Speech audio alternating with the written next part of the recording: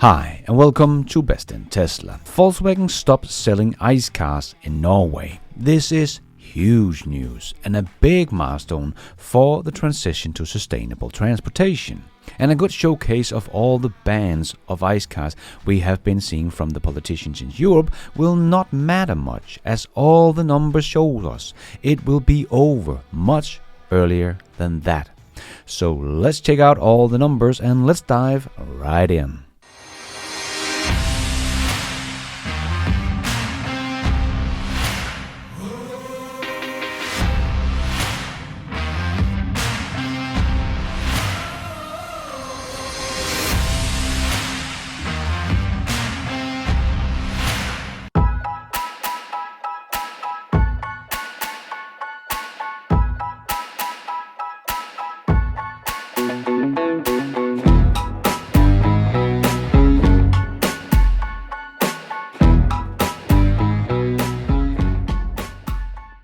Volkswagen marked a significant milestone on Saturday, the 21st of October, on the day Volkswagen could celebrate 75 years of the brand being established in Norway. The anniversary year is also marked with a full fossil fuel car stop from New Year for the iconic passenger car brand. In a few months, the last new non-electric passenger car model from Volkswagen will be sold in Norway. In fact, October the 21st was also the date that the first registrations of a fully electric model from Volkswagen in Norway. It was exactly 10 years ago in 2013, so Volkswagen in Norway is therefore celebrating two anniversaries on the 21st of October 2023. As Volkswagen said, as a final farewell to fossil fuel cars, the last Volkswagen Golf will be placed in order towards the end of the year. In many ways, this marks the end of an era, but also the beginning of a new and more important era in which we must be part of the solution to a greater extent and not the problem. And just look at our portfolio of electric cars in the ID family. These are cars that are perfect replacement for the fossil fuel cars, with a good range and with everything that Norwegians want in their cars. Latest with the new Volkswagen ID.7, which will be a clean and electric replacement for the popular Passat. I will get back to the trouble Volkswagen might be in with the ID family in just one moment, but firstly I would like to take a moment to look at the huge milestone this is, that Volkswagen will stop all ICE car sales in Norway. And what a good showcase it is that all the talks about ban of ICE cars is almost irrelevant, as the consumer has already spoken. The ban is too late for it to really matter. Even in Norway, with the ban of ICE cars in 2025. The ban in 2025 was seen as an overly optimistic, but it quickly became apparent that the ban in 2025 didn't really matter, as the EV adoption curve was much quicker than most thought was possible, and clearly faster than the ban in 2025. And even though Norway has been quick with the EV adoption, the EV adoption curve in most other European countries is actually much faster than Norway's EV adoption curve. So sure, we can talk about the ban of ICE cars in 2035 all we want, but it will happen much faster than 2035. I think we will see the same in most other countries in Europe as we have just been seeing in Norway. The ban in 2030 in some countries like Sweden and Denmark will also be a couple of years later than the EV adoption itself, that is so high that the automakers will stop selling ICE cars in the countries because it no longer makes financial sense to do so. Sweden is already about 60% plug-ins in August, and Denmark is 52% plug-ins in September, and pure BEVs is the biggest powertrain in both countries. And in the biggest car market in Europe, in Germany, had in August 37% plug-in, and BEV was 31.7% market share. So just remember, Sweden, Denmark, Germany and the UK and many more have a faster EV adoption than Norway had. And Norway crossed the 20% EV market share in 2017 and crossed the 50% market share about 2020, only 3 years ago. And now automakers are stopping selling ICE cars in the country. But Sweden and Denmark has crossed the 50% mark as well, so there is probably only about 3 years left for the ICE sales in Scandinavia, as we see a faster adoption in these two countries compared to Norway.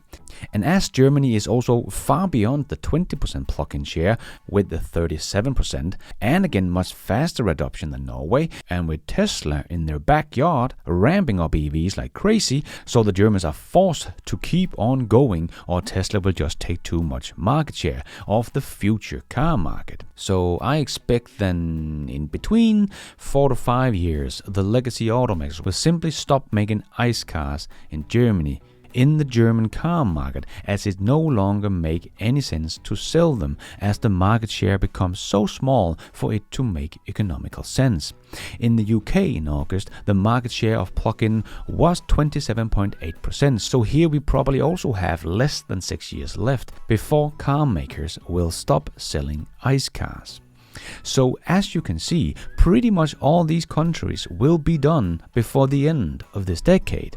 And in all of Europe, we did see plug-in share being 22% of the overall car market in September, and BEVs was 13%. This is the first time the plug-in market get over 20% market share. So if Europe will make an EV adoption as fast as Norway, even though many countries are much faster, we will get most of Europe to get the same point of Norway today by 2030. So for BMW and others, fighting for no ban of ICE cars in 2035 seems just irrelevant, as all the numbers suggest it will be over many years before.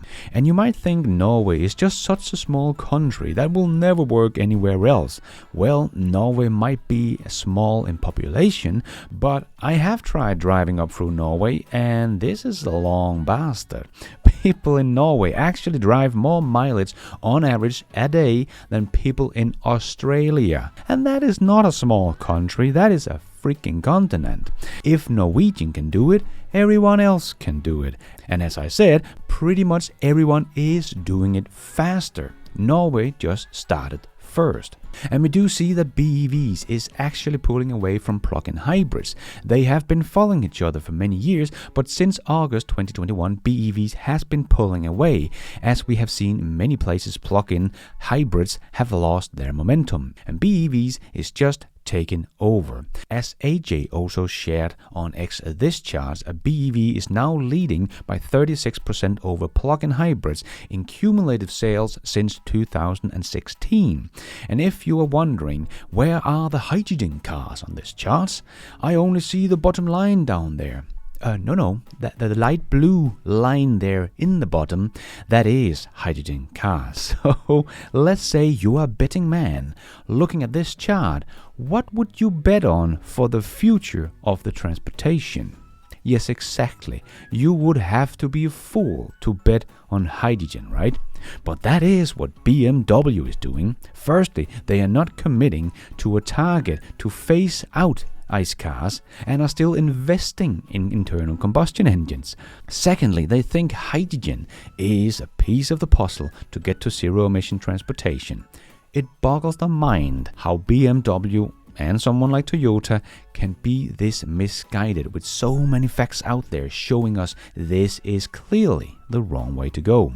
But it will be very interesting to see how Volkswagen now will do in Norway, as they will go 100% electric. As Tesla is by far the biggest brand in Norway with 24.8% of the BEV market, and Volkswagen sit with only 15.6%, so quite a big lead Tesla already has, with the Model Y outselling the ID.4 by 4-1.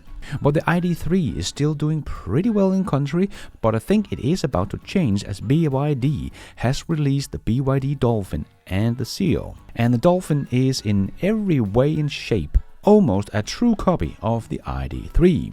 And they have similar specs, and the BYD can actually charge a little bit faster and does have a heat pump, which the ID3 no longer comes with as standard. But the Dolphin is priced in my country about the equivalent of $12,500 cheaper than the ID3 for two cars that are very similar. The price must not be this far apart. The ID3 is priced much like the BYD Seal, and I think the Seal is a much better car. The Seal is a close competitor with the Tesla Model 3 in terms of specs and size, but I do think with the refreshed Model 3 that is priced very similar to the Seal, the Model 3 does win with the more luxurious interior. But compared to the ID3, the Seal wins hands down. But the Dolphin in my country is actually a very affordable car. The Dolphin in my country start at only $34,500. For some context, the ID3 starts at $47,000, the Seal as $51,000, the refreshed Model 3 at $50,000. Just to give everyone an idea of the pricing here in Denmark of these vehicles, and that the $34,500 is actually a very affordable price here in Denmark. Volkswagen's little Polo start at $35,000, just to give some context. But I really think the Dolphin could spell big trouble for the ID3, but we still have to see BYD do some great sales numbers here in Europe. Even in Norway, they don't sell many cars. The BYD Han is a no-brainer why it is not selling well, as it cost about $90,000 in my country, almost twice the price of the refreshed Model 3. Yeah, who is really going to choose the Han over the refreshed Model 3 for that price tag? It is just priced completely out of the market. But the Seal and the Dolphin are just much better priced vehicle and will be in direct competitor with the ID3.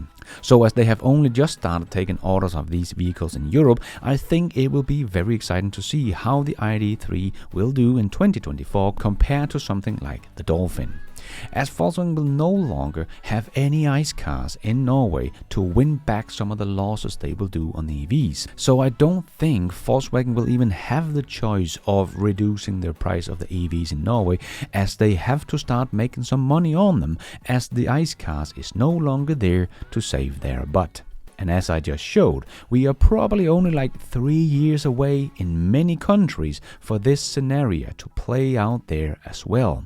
And probably no longer than 6 years in most countries. Also because at some point when demand is going to be too low in most of Europe, there will be a point where it makes no more sense to make ICE cars for the European market, as they lose their economy of scale. As we have just seen with Norway, we don't have to get to 100% BEVs before the legacy automakers stop making ICE cars. Norway is at 87% BEV market share, and Volkswagen has chosen to stop all sales of ICE cars. So I think it will be over by 2030 here in Europe. And someone like BMW is still fighting to loosen the ban in 2035. 5 years after this will probably be over. Really shows us how disconnected someone like BMW is to what is actually going on in the market. But at least Volkswagen is the first mover when it comes to stopping ICE sales in Norway. Except Hyundai, they also stopped selling ICE cars in Norway this year.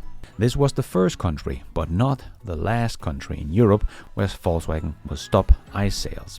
So props to Volkswagen for taking the first step here, and going to be very exciting to see how they will do in the Norwegian market in 2024 and going forward.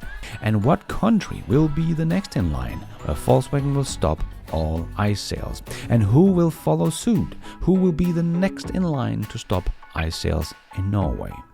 Let me know your guess down below. And thank you for watching, and until next time, take care out there and be nice.